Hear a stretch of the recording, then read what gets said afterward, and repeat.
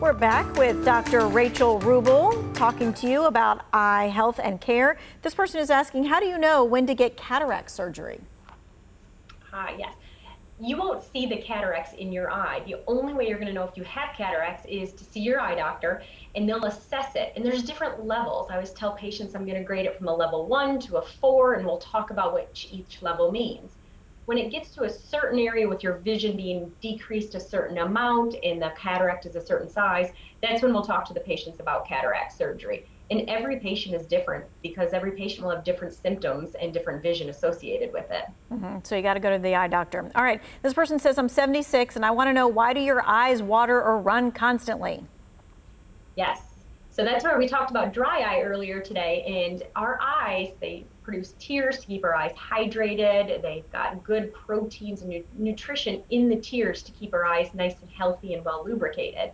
But sometimes our tears aren't good quality. And when that happens, our eyes produce tears that don't have good products in them, and they just run down the sides of our eyes because they're not staying in the eyes. They're not well hydrating the eye. So that can be a sign of dryness, actually. Okay. This person says, are the over-the-counter eye drops bad? I've been using them for years. There are so many products over the counter. You walk down that eye care aisle and it's overwhelming how many different little boxes there are. And I tell patients there are some good ones that are over the counter, and there are some that I do not recommend that can cause rebound redness, where it's chronic redness that occurs over and over. Or there's so many preservatives in it, it can be toxic to your eye, causing dryness and irritation over time. So definitely want to be cautious on what drops you are using over the counter. There are some great ones, so talk to your eye doctor about specific ones because they should be able to recommend those.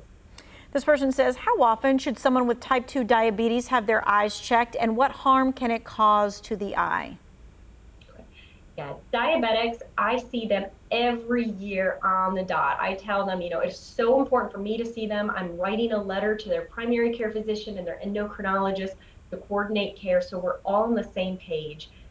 Really, I asked about the A1C. We really want that A1C level to be below 7 to keep diabetic retinopathy out of the eyes. That's when we can have bad blood vessels in the eyes that leak blood and fluid in the back of our eyes and our retina and cause us to lose vision. So diabetics definitely should be seen yearly. Some of them I see more than once a year, depending on what I find in their eyes. Type 1 diabetics have a little bit higher risk of diabetic retinopathy. There's a study that shows after 20 years, nearly 100% of type 1 diabetics will have retinopathy or bleeding in the eye. In type 2 diabetics, after 20 years, the risk is around 60% of those patients will have it. Really important to be seen every year by your eye doctor, making sure they're following and checking for diabetic retinopathy. This person is asking, what could be the cause of sudden eye pain? Yeah, sudden eye pain can be multiple variables, multiple different things. I ask patients, does it feel like someone's taking a needle and poking you in the eye? That can be a sign of severe dryness. Or you may wake up in the morning and your eye feels painful. Maybe you opened your eye and it was so dry it tore a little tissue off the cornea, and that can be pretty painful, causing an abrasion. So multiple things can cause that. Multiple treatments are available, so really good to find out what the diagnosis is to get it treated properly. Right. Someone is asking, is there something wrong with my eyes because I get blinded by car headlights all the time when I drive at night? Is this something I should be concerned about? Could be a lot of different things. We have patients that have an astigmatism in their eye.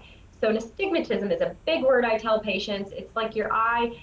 Patients sometimes have eyes shaped like basketballs, nice and round. And some patients' eyes are a little bit more football shaped, a little more oblong. So when light comes in the eye, it scatters a little bit more. It can cause more glare and halos driving at night and in the rain. So that could be an astigmatism, but it also could be dryness. Dry eye can cause a lot of glare and halos as well. If it's the end of the day, you've been working on the computer all day, you may have dry eye driving home, causing that halo and glare. All right, we have just a minute left. This person's asking, is vitamin A good for your eyes? Vitamin A is good for your eyes. It helps maintain that macula, which is a good nutrient, which is found in carrots there. But we want to be careful because too much vitamin A can cause toxicity to our eyes. And do you have eyeballs on your ears? Is that what I see? I do have eyeball earrings. I love it. Thank you so much for taking all of those questions and sharing your time and your expertise. We so appreciate it. Thank you so much. It was always a pleasure to be here. All right, if you missed any of this, what we want you to do is go to the Two Wants to Know section, where we'll be posting all of this information and the resources as well.